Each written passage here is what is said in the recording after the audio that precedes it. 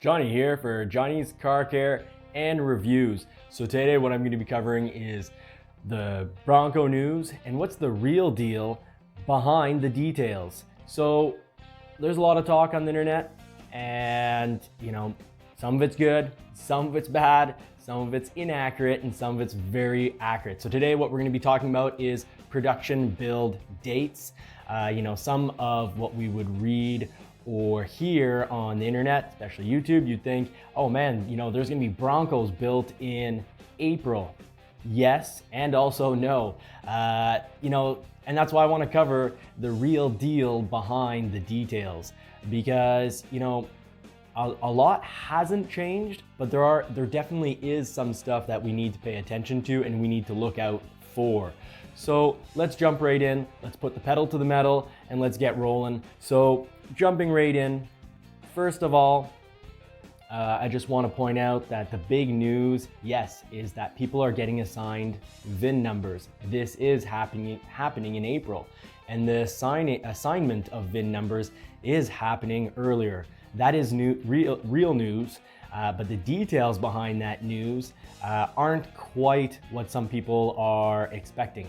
Some people are thinking that if they're confusing getting told when your vehicle will be produced versus when you're getting a VIN number. So a lot of people are thinking, hey, in April, they're gonna start building reservation holders Broncos. Now, I'd say and I'd argue that that really did seem to be the case.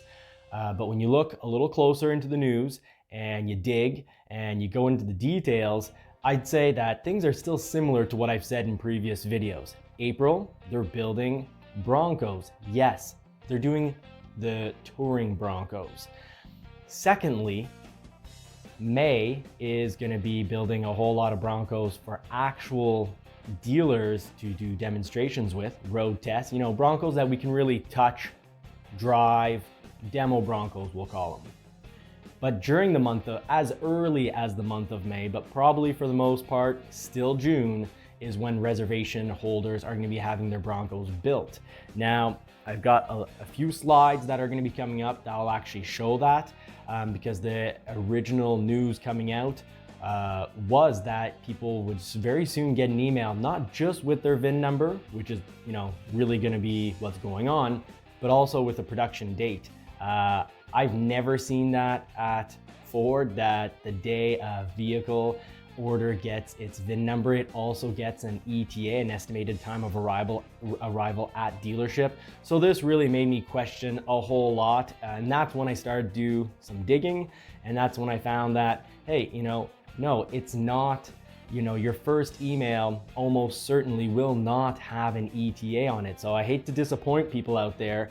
And I'm sure this is going to be disappointing news, but don't worry, Ford is going to follow up with another email saying when your ETA will be. And that makes a lot more sense because the internal Ford system, from what I've seen over other models over a multitude of years, is that you get your VIN number assigned after, sometimes you put in the order and within a week or two, you have a VIN number. Sometimes it takes even 2 months to get a VIN number. And even when it takes 2 months to get a VIN number, I will then always see at a later date the ETA build get given. And then after that, after the ETA of the build, there's the ETA of the arrival. So this was the original information that went out that said just straight out, clear as day, that the email you're going to get is going to have not just your VIN, but it's also going to tell you when it's going to arrive, an estimated time of arrival. However, this is more like what your email is going to look like. It's going to tell you that you're going to be getting a second email. And in that second email, that's when you're going to get your ETA. And that does coincide with every other model that I've seen at Ford and Lincoln over the last few years, a multitude of years. So back to the Bronco news. What exactly was all of this news? Well, first of all, if we piece together all the various pieces of news, first of all, 65% of reservations were turned into orders. So originally, Ford announced that they had about 190,000 reservations, and that would mean that 120,000 have been give or take, have been turned into orders. Now, Ford, it would seem, has kind of let us know, and this is what everyone's saying across the various news sources, that they're going to build about 56,000 Broncos this year. Now, all I can say is let's not get too disappointed. Let's really hope that in the 120,000 orders, a lot of them are including parts that are only going to be available for 2022, and that this would cause freeing up, you could say, of Bronco builds. So now, 17% of reservations, apparently this is what's being said, 17% of reservations are being built in phase 1 production. Now, I'd say that phase 1 production is going to be June for actual reservation holders. And I have some insider news to share with you. So just a little reminder, this channel's all about more cars and more power. To stay up to date with Bronco news and some cool car reviews, because I've got a Mustang Mach-1 coming up. So I'm going to review the Mustang Mach-1. That is one mean machine. I'm so impressed. So, please like and subscribe early on in my videos. That really helps this information to get out to more people. Otherwise, YouTube takes the video, kind of tucks it away in a drawer, at the bottom of a drawer, and we never see it again. But if you like, share, and subscribe, well, then it's going to get out to more people and YouTube will suggest it. So please help me out. I'd really appreciate it. Now, right back into the news. The 17% that's being talked about on the internet, they're saying that 17% of reservation holders are getting this email, and that they'll get built in phase 1, which is June. Phase 2 is July. So June builds are for phase 1. Now, I can confirm that with my local dealer, this makes total sense, because my local dealer has, give or take 1 or 2, they have about 16 reservations, and 3 of them, and here's the big news. Here's the big news I got to share with everyone. 3 of them actually got picked out by Ford. The factory itself gave it a priority code 1. Dealers cannot give a priority code 1. Dealers can put something, on a regular order, like let's say an F-150, they can put a priority code 10 saying, hey, the client really needs this as fast as possible. Please take a look at this and consider it for build as soon as possible. But dealers cannot give a priority code 1. And the great news is the Ford factory is putting priority code 1s on certain Broncos. That means they're ready to go. Like, this is a go. This is moving forward, and that's really the good news in all of this. It's not that there's a major change and Broncos are being built months in advance. I'd say in regards to timelines for being built, not a whole lot has changed. It's basically still April for the journalists. They're getting their Broncos built in April. May will pretty much be for dealer demos, maybe a few reservation holders, and I'll share that as soon as I have some dates on some of these priority 1s. I have 3 priority 1s. And June is they're just gonna start pumping out reservation holders Broncos. That's called phase 1, and phase 2 will be in July. So don't worry if you don't get an email in the next week or 2. That's fine. So let's get back to and what this really means for all of us. What kind of details and what kind of facts can we take from this? So what are these 3 Broncos? All 3 Broncos that Ford, the factory, has put as a priority code 1, all 3 are 2.3 liter EcoBoost engines with automatic transmissions. All 3 are 4-door. One is a Big Bend with nothing else other than the automatic tranny. The other is a 4-door black diamond, but the third is an Outer Banks. And here's the big news. This is awesome. It's an Outer Banks with the Lux package. Okay, the Lux package, that's the 12-inch screen. And it has a hard top with roof rails.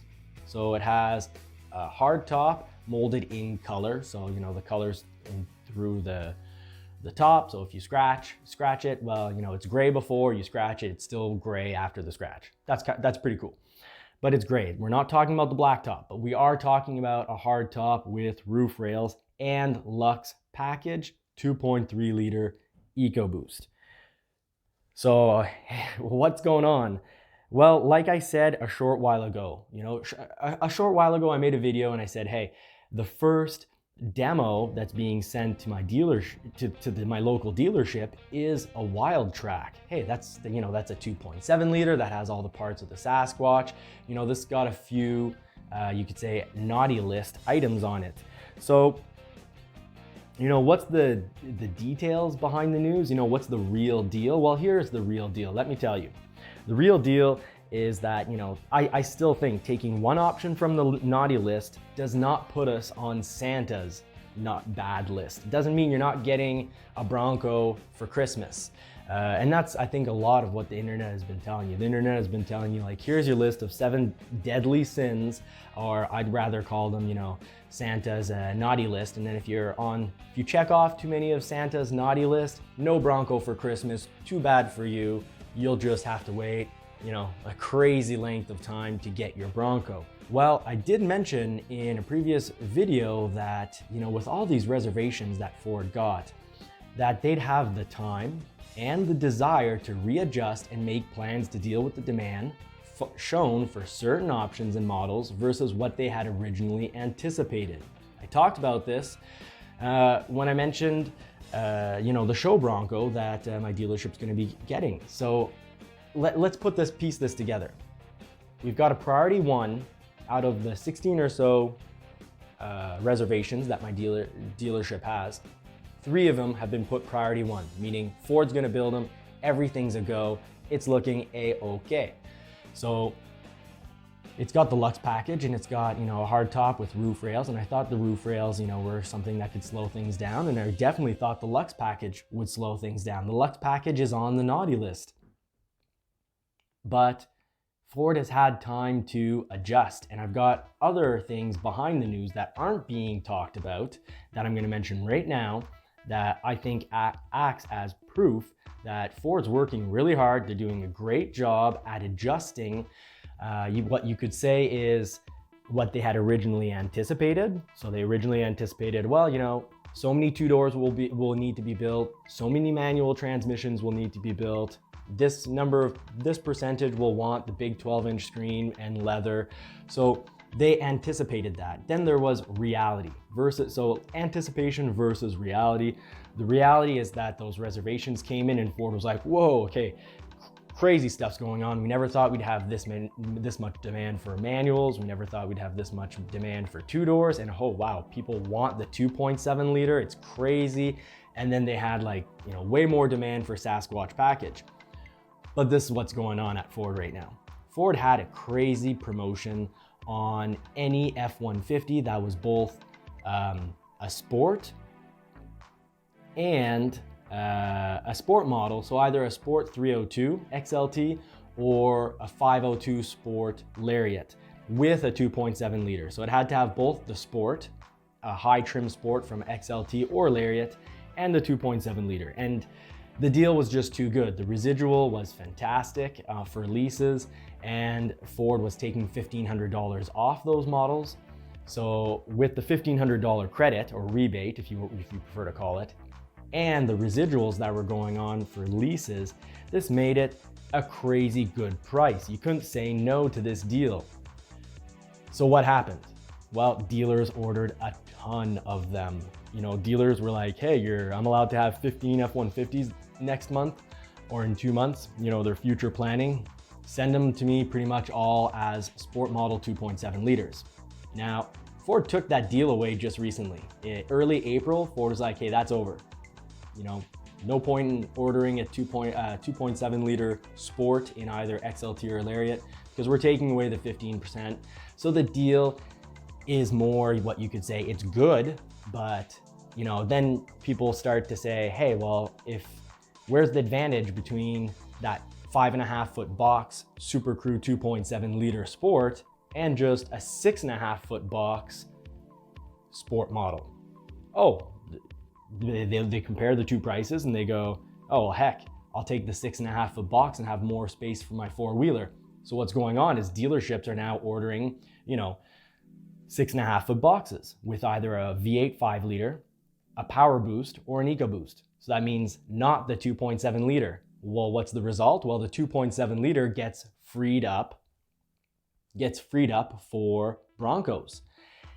That's only the logical conclusion. And what's more is, because the deal isn't, wildly cheap on leasing a 2.7 liter Sport, it also means that, dealers are it's going to be more convincing and enticing to order, an F-150 with an 8-inch screen. So that's also going to free up some 12-inch screens that you find on the Lux package. So Ford's not dumb.